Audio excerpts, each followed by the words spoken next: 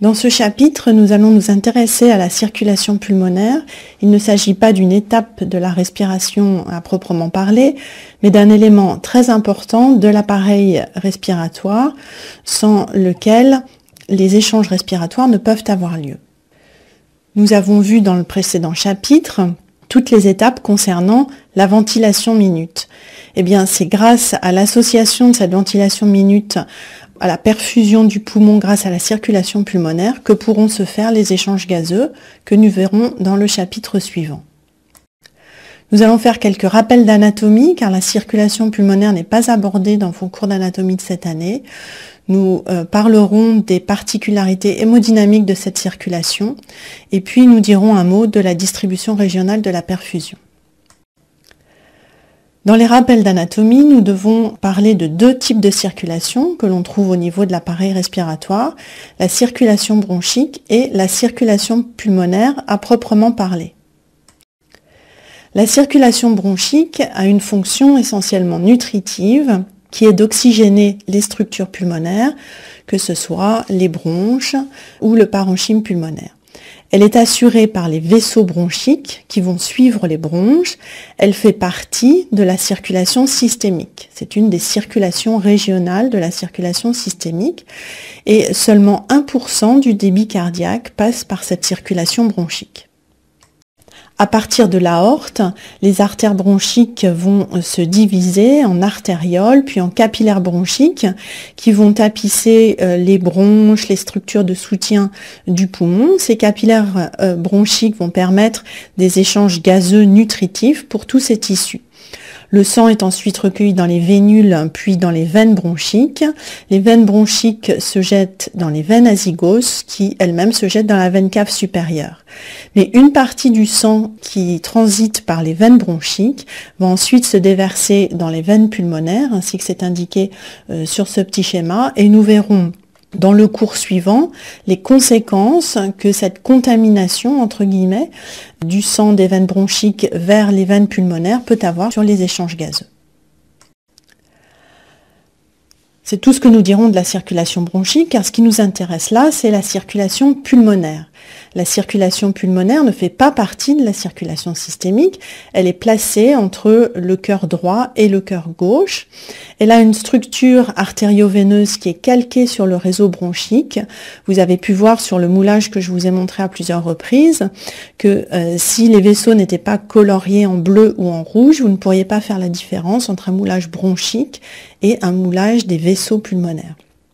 Les artères et les veines sont complétées bien sûr par les capillaires pulmonaires.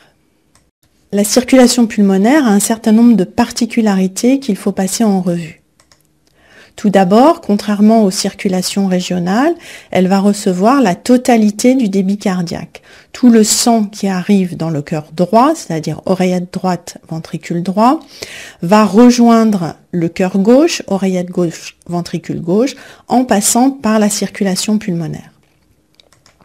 Par ailleurs, il s'agit d'une circulation fonctionnelle qui n'a pas pour but d'apporter des nutriments à l'appareil respiratoire. Son but, c'est d'assurer les échanges gazeux alvéolo-capillaires. Mais cette circulation pulmonaire a aussi d'autres fonctions accessoires, fonctions métaboliques, elle a un rôle à jouer dans l'hémodynamique générale, c'est aussi un filtre circulatoire qui va pouvoir empêcher un certain nombre de minuscules caillots qui viennent des territoires veineux de se retrouver dans des territoires artériels où ils pourraient causer des dégâts. Et puis, en ce qui concerne les cellules du parenchyme pulmonaire, c'est-à-dire les cellules de l'interstitium et les cellules de l'épithélium alvéolaire, les pneumocytes et les macrophages, eh bien cette circulation permet un apport nutritif. On a vu dans un cours précédent que les pneumocytes de type 2 synthétisaient le surfactant à partir de composés qui viennent de la circulation capillaire pulmonaire. Alors, on a d'abord un tronc de l'artère pulmonaire qui prend naissance au niveau du ventricule droit. Puis ce tronc va se diviser en deux branches, une artère pulmonaire gauche et une artère pulmonaire droite, qui elles-mêmes vont se diviser en artères de plus petit calibre, en artérioles. Ces artérioles vont arriver au niveau de capillaires pulmonaires. Le sang va ensuite être récupéré dans des vénules, puis des veines pulmonaires. Il y a 4 veines pulmonaires qui iront se jeter dans l'oreillette gauche et qui permettront donc au sang qui vient du ventricule droit de se retrouver dans l'oreillette gauche. Il faut faire attention au fait que les artères pulmonaires contiennent en réalité du sang que l'on appelle veineux, c'est du sang qui vient de tous les territoires veineux de l'organisme, et en revanche les veines pulmonaires contiennent du sang artériel, du sang qui a été oxygéné, débarrassé de son gaz carbonique. Le mot artère veut tout simplement dire un conduit qui va transporter le sang du cœur vers la périphérie. Une veine transporte le sang de la périphérie vers le cœur, et l'appellation artère ou veine ne préjuge pas de la qualité du sang qui circule dans les conduits. Encore une fois, cette circulation pulmonaire ainsi divisée a comme fonction les échanges gazeux au niveau des capillaires pulmonaires. Alors les vaisseaux pulmonaires suivent très étroitement l'arbre bronchique, et encore une fois, les bronches, elles ont leur propre circulation à visée nutritive avec leur propre réseau de capillaires qui n'ont rien à voir avec la circulation pulmonaire. Les capillaires pulmonaires, eux, sont disposés en réseau avec de multiples anastomoses tout autour des alvéoles, et les capillaires pulmonaires vont recouvrir à peu près 75% de la surface des alvéoles.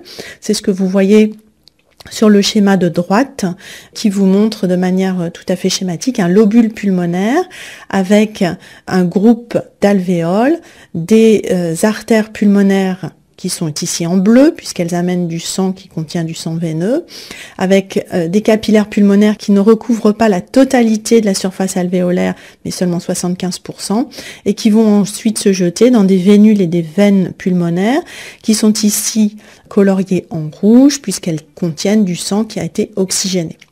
Vous voyez que la surface des capillaires pulmonaires est énorme, 100 mètres carrés, et c'est grâce à cette surface des capillaires pulmonaires qu'on va pouvoir avoir des échanges gazeux qu'on verra dans le chapitre suivant.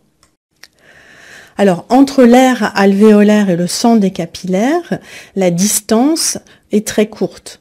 Donc, ça permet aux différents gaz, enfin en particulier à l'oxygène et au gaz carbonique, de traverser de manière passive, sous l'effet des gradients de pression, de passer entre le sang capillaire et l'alvéole pour le CO2, entre l'alvéole et le sang capillaire pour l'oxygène. La paroi capillaire est très mince, ce qui favorise les échanges gazeux, mais elle doit aussi être résistante pour supporter la pression qui va régner à l'intérieur des capillaires pulmonaires. Nous allons maintenant voir quelques généralités sur l'hémodynamique de cette circulation, et puis nous verrons comment sont contrôlées les résistances pulmonaires. Il s'agit là des résistances pulmonaires vasculaires qu'il ne faut pas confondre avec les résistances pulmonaires aériennes vues dans le chapitre sur les propriétés résistives du poumon. On retrouve la même équation que nous avions vue lorsque nous étudions les résistances aériennes pulmonaires. L'écoulement d'un fluide dans un système de conduction répond à la loi de Poiseuille. Il faut prendre en considération la pression, ou plutôt la différence de pression d'un point à l'autre du conduit, le débit du fluide et la résistance opposée par le conduit à ce fluide. Alors, quelles sont les pressions et les débits dont on parle dans la circulation pulmonaire? Alors le débit, c'est très simple, c'est le débit cardiaque, puisque l'ensemble du débit cardiaque traverse la circulation pulmonaire.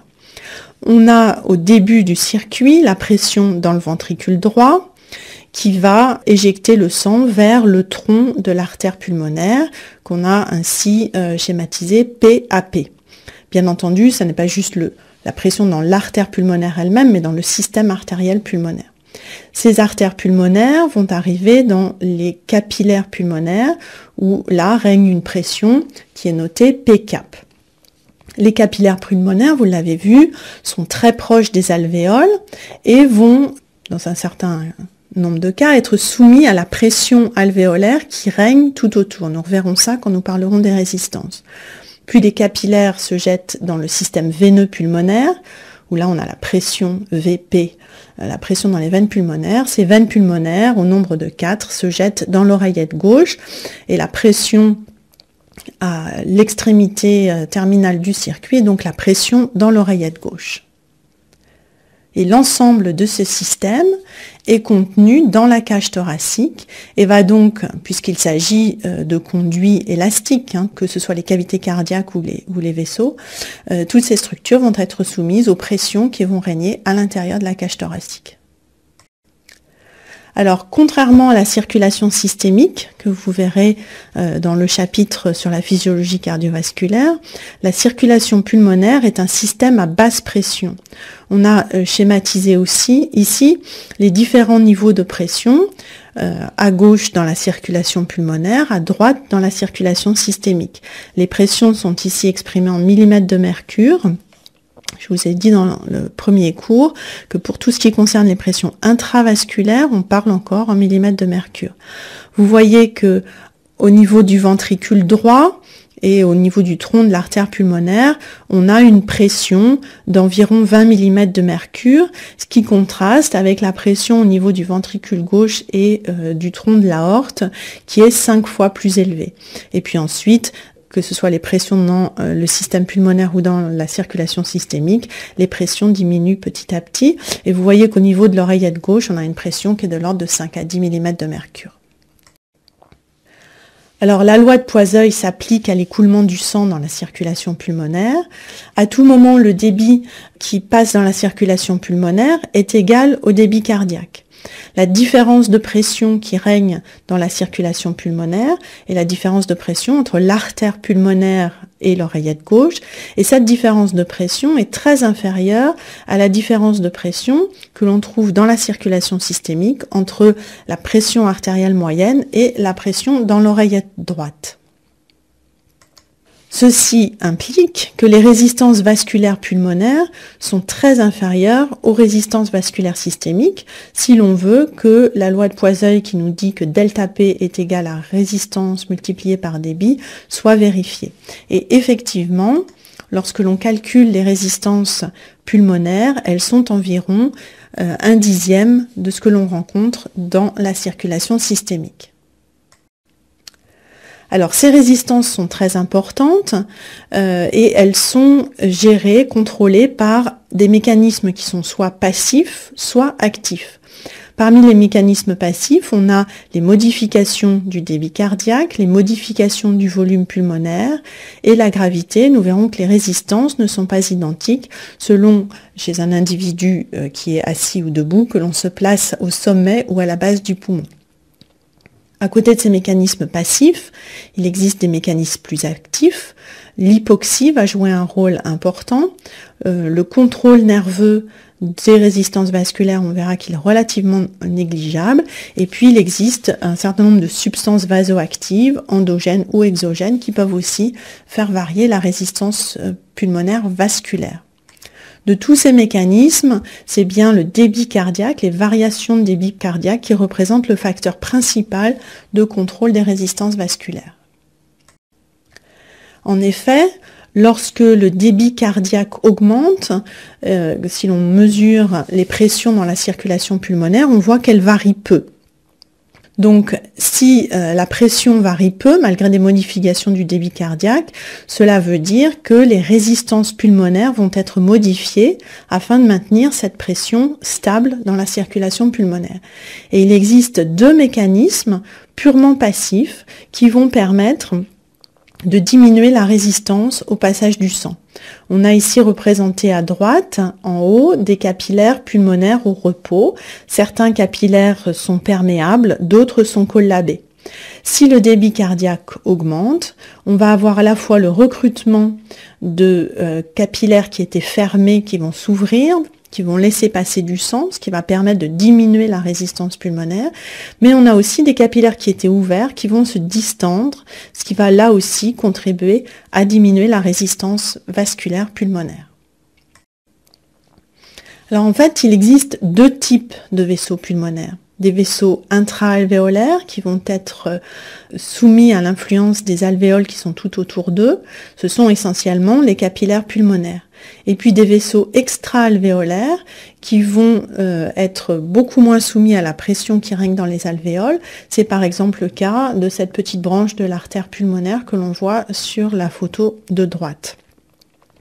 Les vaisseaux intra-alvéolaires, du fait qu'ils soient entourés par les alvéoles dans lesquels il règne une certaine pression qui va pouvoir être modifiée, vont être très sensibles aux variations de volume pulmonaire. Les vaisseaux extra-alvéolaires, eux, vont être soumis à d'autres types de pression, mais pas particulièrement à la pression qui règne dans les alvéoles.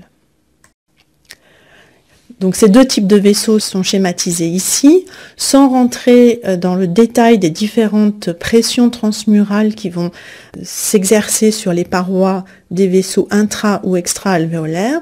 On comprend de façon intuitive que lorsque l'on augmente le volume pulmonaire, que l'on passe par exemple de la CRF à la capacité pulmonaire totale, eh bien, ces vaisseaux intra-alvéolaires soient comprimés, leur diamètre diminue et donc leur résistance augmente. En revanche, en ce qui concerne les vaisseaux extra-alvéolaires, lorsque l'on inspire, qu'on passe de la CRF à la CPT, les tissus avoisinant les vaisseaux, tout comme les bronches, vont avoir un effet de traction qui va avoir pour effet d'augmenter le diamètre du conduit vasculaire et donc de diminuer la résistance au passage de l'air. Donc un effet inverse de l'inflation pulmonaire sur les vaisseaux intra-alvéolaires et les vaisseaux extra-alvéolaires. En circulation pulmonaire, on a ces deux types de vaisseaux qui sont mélangés et en fait, on peut constater un effet global des variations de volume pulmonaire sur les résistances vasculaires. On a représenté ici sur le schéma de droite l'évolution des résistances pulmonaires totales en bleu entre le volume résiduel, la CRF et la capacité pulmonaire totale. Donc en bleu, on a l'effet global des variations de volume pulmonaire sur les résistances. Et puis vous avez en pointillé l'évolution des résistances des vaisseaux extra-alvéolaires ou des vaisseaux intra-alvéolaires. Quand on passe du volume résiduel à la CRF, globalement, les résistances pulmonaires vont diminuer car la traction radiale des vaisseaux extra-alvéolaires au cours de l'inspiration va avoir tendance à faire diminuer la résistance pulmonaire. En revanche, lorsque l'on passe de la CRF à la capacité pulmonaire totale, les résistances vont augmenter à cause de l'effet prépondérant de la compression des vaisseaux alvéolaires par l'inflation. Donc de ce fait, les résistances vasculaires pulmonaires sont à leur minimum au niveau de la capacité résiduelle fonctionnelle. On a aussi un effet non négligeable de la gravité sur ces résistances vasculaires, bien entendu essentiellement visible chez le sujet en position assise ou en position debout. Entre le sommet et la base du poumon, les pressions qui règnent dans la circulation pulmonaire vont augmenter progressivement du fait du poids du sang sur ces pressions. Et la pression vasculaire augmente d'environ 1 mm de mercure par 15 mm de hauteur, ce qui fait qu'entre le sommet du poumon et la base du poumon, on a un peu plus de 20 mm de mercure de différence lorsque l'on mesure la pression intravasculaire. À l'opposé, l'air ayant une très faible densité, la pression alvéolaire entre le sommet du poumon et la base du poumon ne va pas changer. Et si on se place, comme c'est le cas dans ce schéma, à la capacité résiduelle fonctionnelle, la pression alvéolaire sera nulle. Donc, sous le simple effet de la gravité, on va avoir des pressions vasculaires à l'entrée dans les capillaires pulmonaires qui vont être tout à fait différentes et qui vont pouvoir entraîner soit un collapsus des capillaires pulmonaires, comme c'est le cas au sommet du poumon, ou au contraire, une bonne distension des capillaires pulmonaires, comme c'est le cas à la base du poumon. Alors en fonction de la relation entre les pressions qui règnent dans le système vasculaire, la pression artérielle, la pression veineuse et la pression qui règne dans les alvéoles, P grand A, on peut diviser le poumon en différentes zones Ces zones n'ont pas de limite anatomique fixe parce que, par exemple, la pression alvéolaire va varier pendant le cycle respiratoire, la pression artérielle va varier pendant le cycle cardiaque et en fonction du débit cardiaque, et bien entendu, ces pressions vont varier en fonction de la position corporelle de l'individu. Mais grossièrement, on définit 3 zones. Une zone 1, à l'apex du poumon, tout au sommet du poumon, où la pression alvéolaire va être supérieure aux pressions vasculaires, ce qui va conduire à une perfusion très basse. À l'inverse, en zone 3, essentiellement à la base du poumon, les pressions vasculaires seront bien supérieures à la pression alvéolaire, ce qui permettra un débit maximum.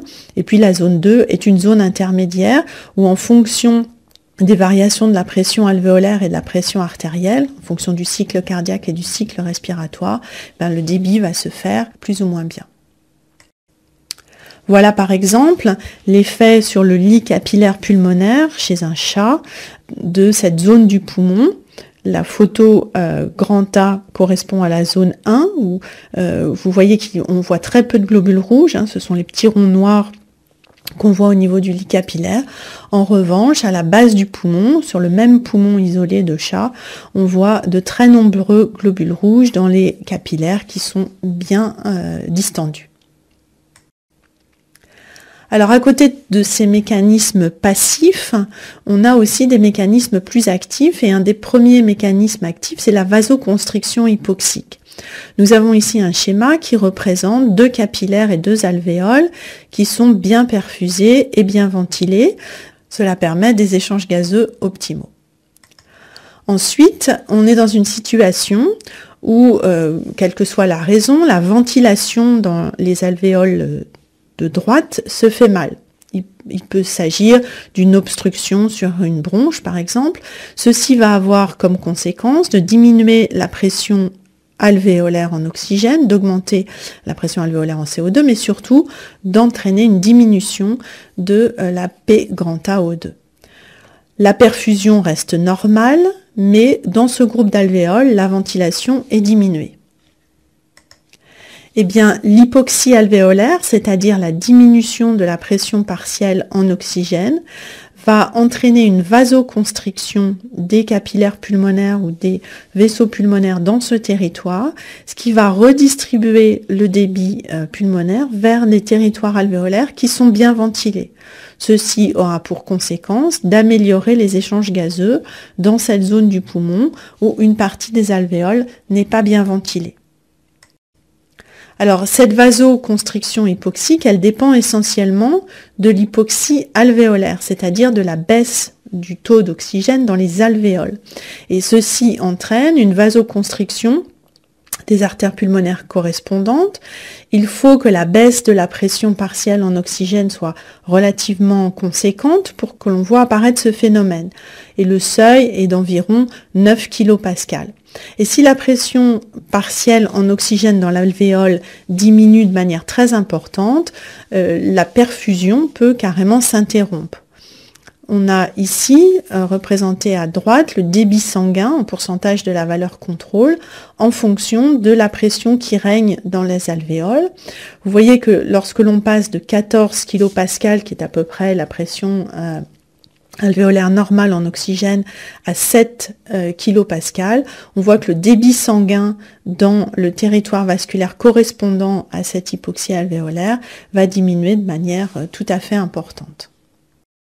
Le mécanisme de cette vasoconstriction hypoxique est mal connu.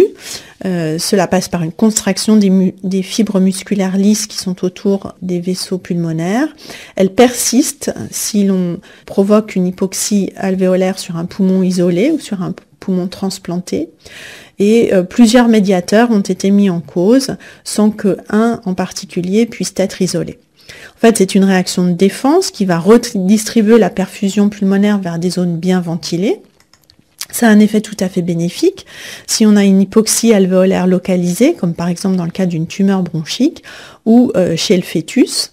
Mais en revanche, dans certaines circonstances, cette réaction est délétère, en particulier chez des sujets qui sont en hypoxie généralisée, comme dans le cas de l'hypoxie d'altitude.